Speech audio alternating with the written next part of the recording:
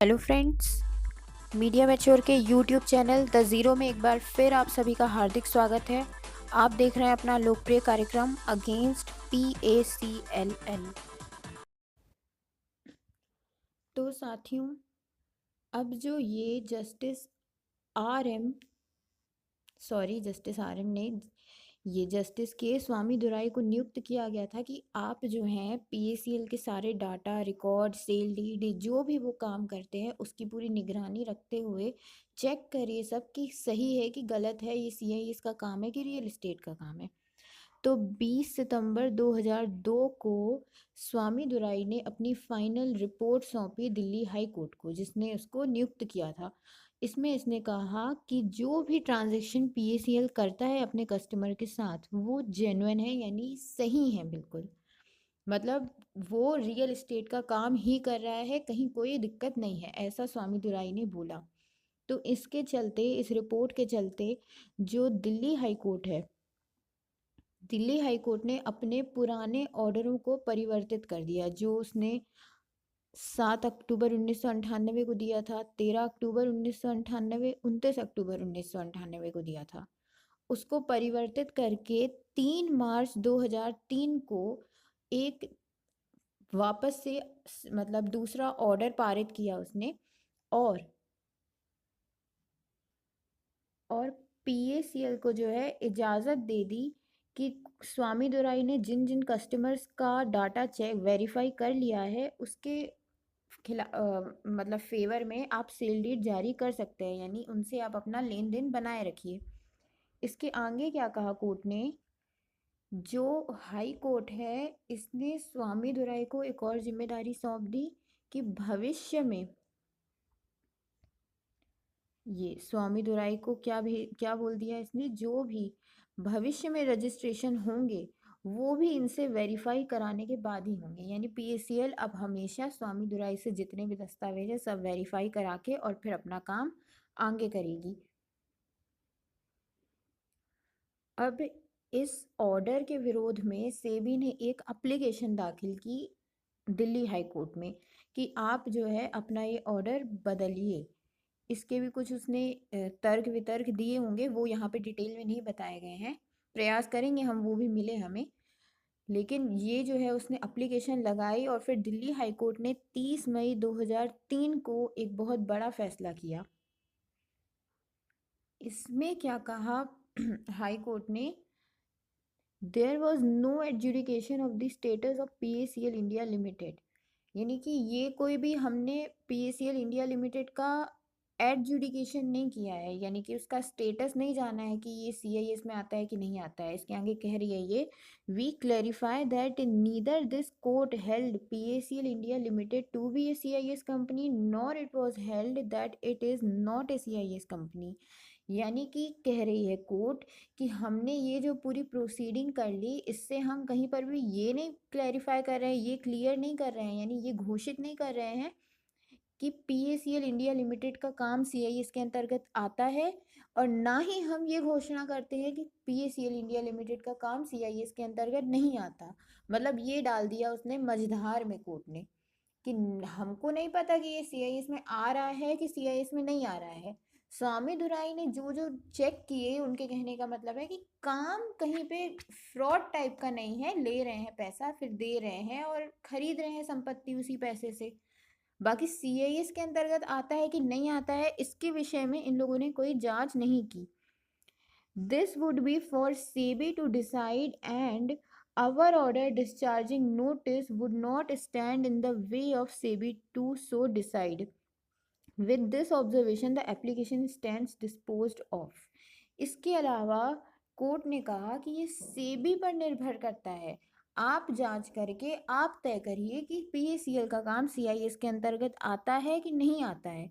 और यदि वो मतलब आप जांच करिए, प्लस हमारा कोई भी फैसला आपके आड़े नहीं आएगा, ऐसा साफ कहा। ये लिखा है, our order discharging notice would not stand in the way of SEBI to so decide. यानी आप निष्पक्ष होकर जांच करिए, पता लगाइए और ऑर्डर करिए।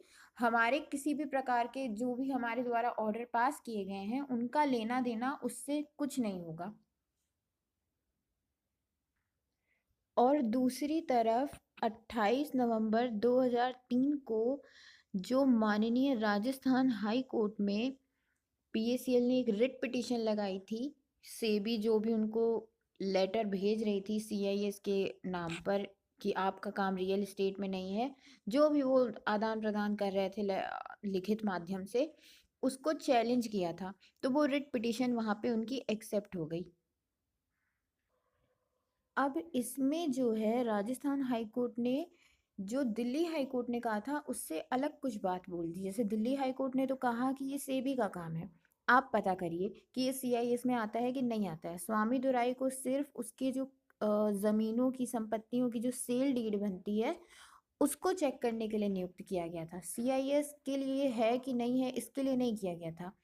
लेकिन राजस्थान हाई कोर्ट ने ये बोल दिया कि जो स्कीमें हैं पीएसीएल की, the schemes of PACL were not CIS as they did not possess the characteristics of a CIS as defined under section 11AA of the SEBI Act and quashed the orders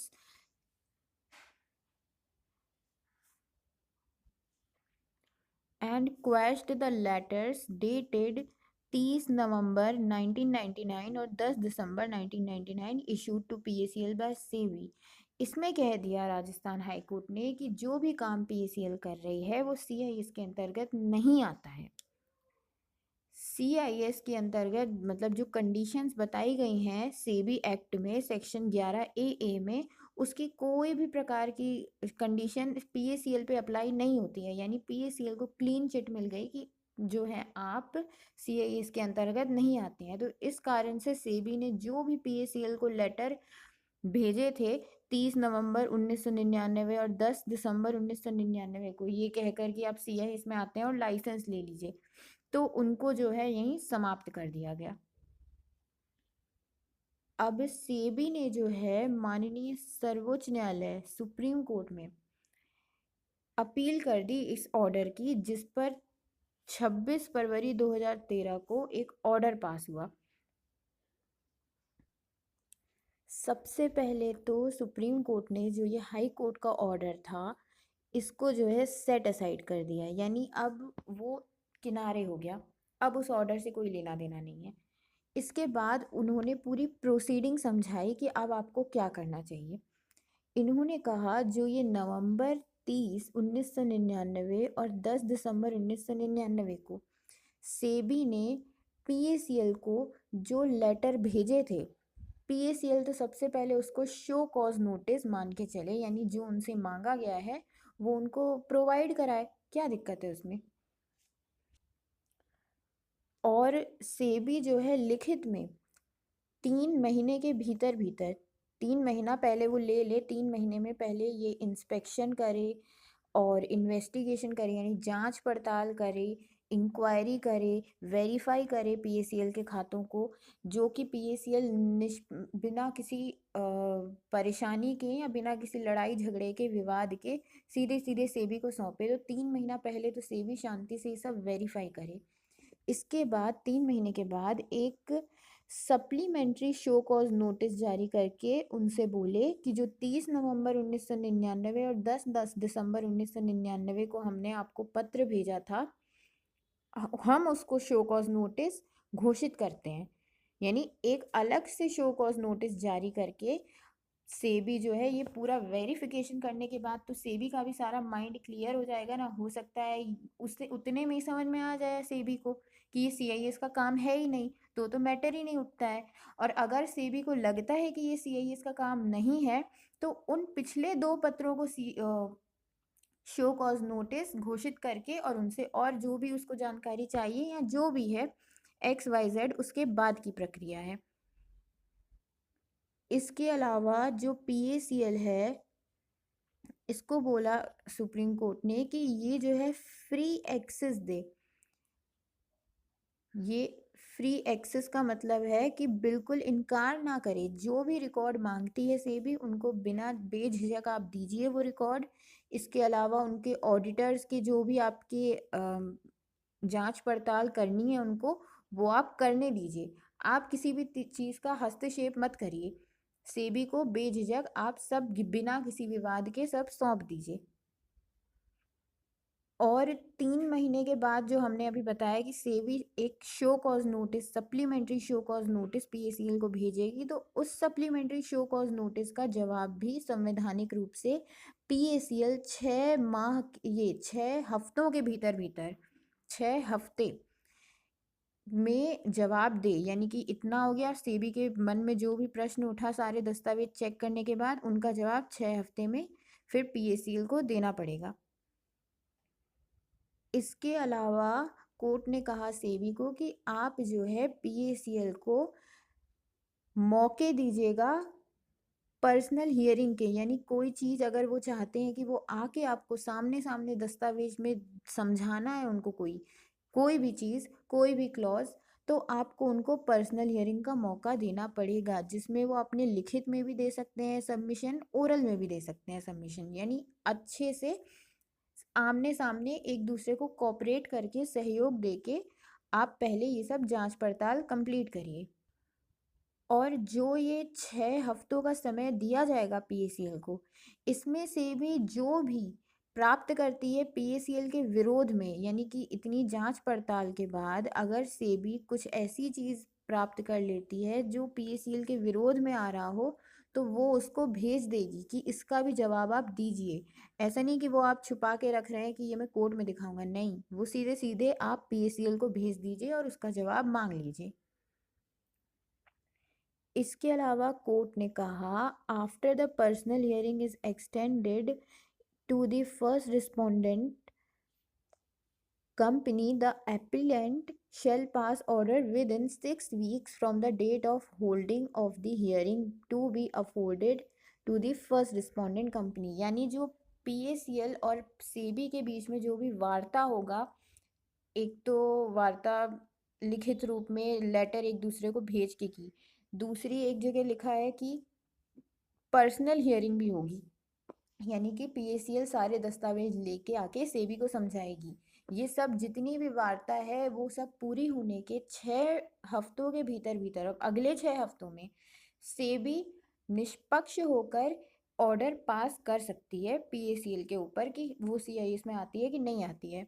इसके अलावा the first respondent company shall also furnish its email address, contact number and other particulars as in when required by the appellant.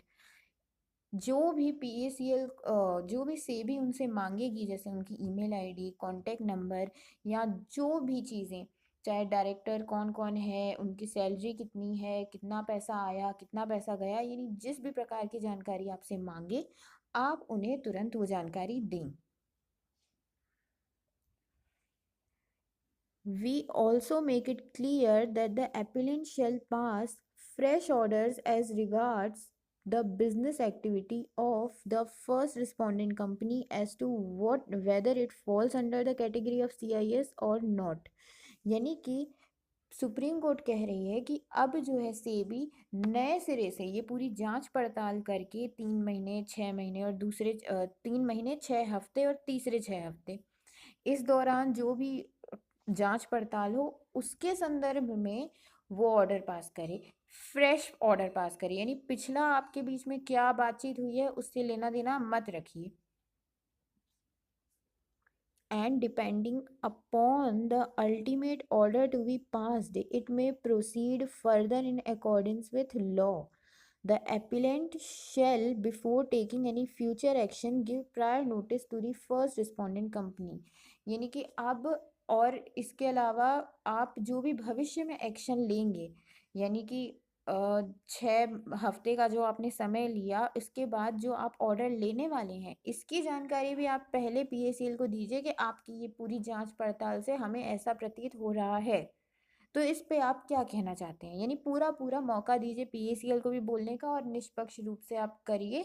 और इसके पहले क्या क्या order हुए उससे कोई मतलब नहीं है, ये यहाँ पे कह रही है। We make it clear that such order shall be passed by the appellant uninfluencedly by whatever stated by the High Court in the order impugned in these appeals as well as its own earlier orders, including its order dated 24 जून 2002।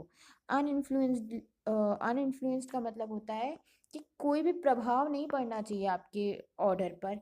यानी ये जो बीच की ये जो हमने आपको समय दिया, इसी दौरान जो भी आपकी जांच पड़ताल होगी इस पर आप निष्पक्ष फैसला दीजिए, ना कि पहले आपने कोई ऑर्डर किया है या हाई कोर्ट का जो ऑर्डर हुआ उसको भी आप नज़रअंदाज करिए। आज तक जिस जिस हाई कोर्ट का, चाहे दिल्ली हाई कोर्ट हो चाहे राजस्थान हाई कोर्ट हो, जो भी है, दिल्ली हाई कोर्ट ने हालांकि वो भी सेबी को ही सौंप दिया कि आप ही अपने हिसाब से ऑर्डर करिए। यानी यहाँ से हमने दो चीज़ें समझी कि जो दिल्ली हाई कोर्ट तक मैटर गया था उसमें भी सारा कार्यभार सेबी को सौंप दिया गया कि आप पता करो, और जो राजस्थान हाई कोर्ट में गया था अपील के बाद वो भी सेबी को सौंप दिया गया।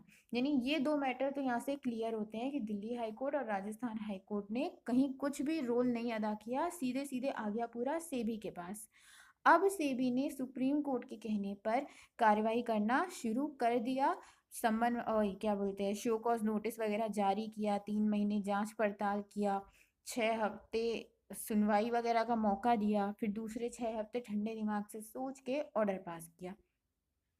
तो ये हम अगले वीडियो में पढ़ेंगे, ये पूरी इसकी प्रोसीडिंग कि क्या हुई पीएसीएल के ऊपर आखिर, मतलब कैसे किस प्रकार से जांच पड़ताल की और जांच पड़ताल में सेबी ने क्या क्या पाया। ये बहुत महत्वपूर्ण पॉइंट है साथियों।